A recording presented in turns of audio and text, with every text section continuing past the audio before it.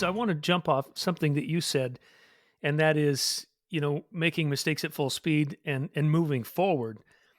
And sorry, Seahawks fans, but I'm going to bring up a Russell Wilson story. There was a game where Russell Wilson, it might have been the first play of the game on his own 5-yard line, fumbled the snap, dropped the ball.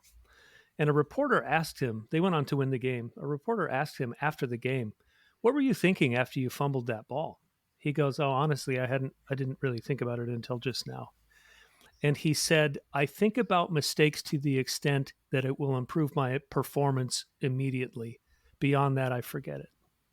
So, as you make mistakes at full speed, dwelling on the mistakes is is looking behind you as your car's going down the freeway. But that attitude of contemplate and think about it to the extent that it benefits you, like, oh, I'm not going to do that again, and then move on. Yeah. And it's just a really, and I think that's one of the reasons that Russell, this completely underappreciated at the time, that he entered professional football, was able to develop to the extent that he did. Still, I'd love. Well, Oh, I'll give you some more self-reflection and okay. self-deception. And this will ruin morbid reflection for you. Like, it ruined it for me.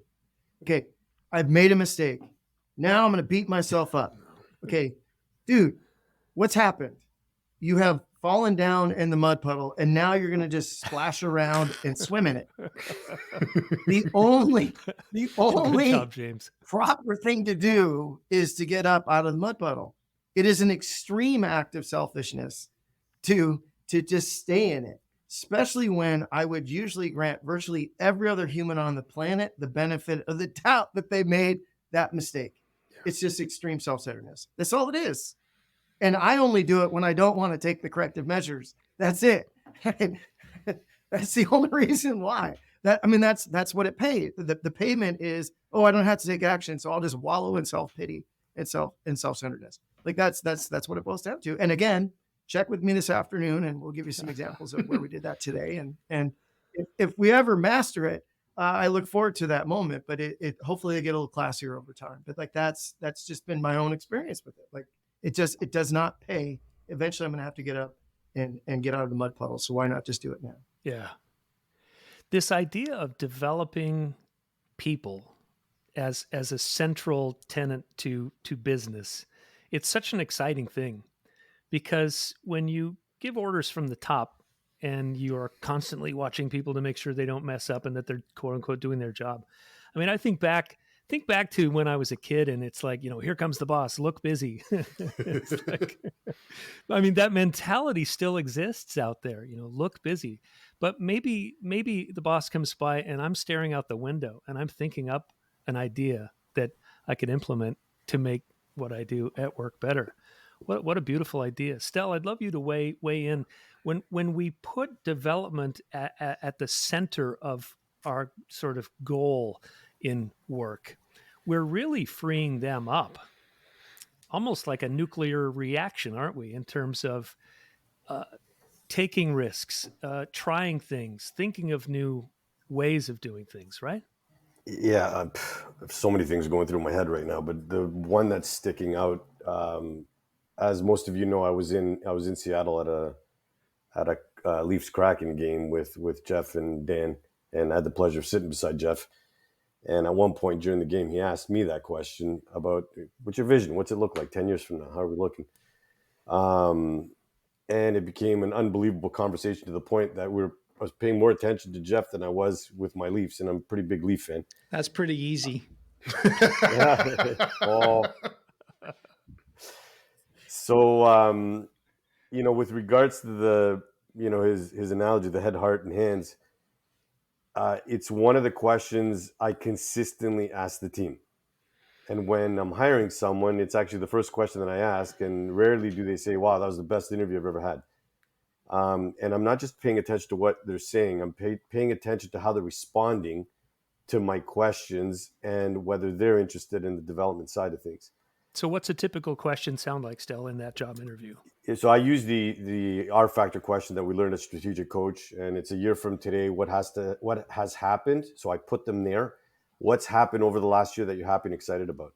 And very few people know how to answer that as if they are a year ahead. It's what I would like is, or what I'm interested in is.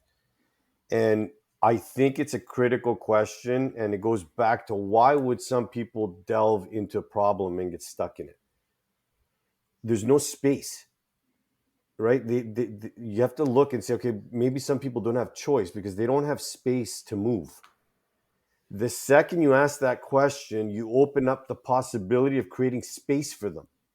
Once the space gets created, or you allow them to see a vision of their future, or the connection of their vision and the company's vision comes together, now it's easier to reframe a past event, especially when it's negative, and reframe it in a way to understand, why is this happening for me in this space of possibility to support my future? Okay, and now you've taken a learning and moving them, and now you have what we call in on the vision side, grace of movement. The only way that you can get grace of movement is when you have an understanding of, who am I and how am I moving in this space. And if the space is limited, you're constricted, it's tight, I'm flapping in the mud, as Dan was mentioning, right? When there's lots of space to maneuver through, and you're with other people that allow you that space and hold that space. So when you have a leader, global leaders are on this call right now, when that person can hold that space for you, not only do you see the space around you, but they could direct it. So it's a lot easier to have that grace of movement, and then you feel proud of yourself. You understand that you've done it. You know, we call it locus of control, but it's like, what is it that you've created? What is it that you've come up with? What is it that's possible? And it's so much easier now to look at the potential of what's possible, instead of what did you do wrong, and you know, sit there flapping in the one other thing I wanted to say in terms of the, you know, failing at high speeds, another concept that we learned at Coach is the 4 C's. And most people think that they need to be confident before they move. And it's the actual opposite. You need to commit to something. And then the bigger the commitment, the more you realize, what did I just do? Then you start building the courage to make stuff happen, and you're willing to fail in that case too. Then you start realizing that there's capabilities that you wouldn't have noticed before that are available to you, including people, especially people actually.